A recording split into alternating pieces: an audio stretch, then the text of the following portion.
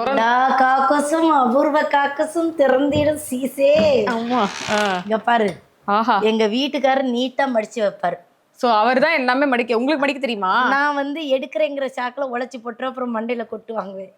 எங்கள் வீட்டுக்காரர் வந்து துணி கடையில் வேலை பார்த்தாரு. அதனால துணியெல்லாம் வந்து கரெக்டாக மடிப்பார்.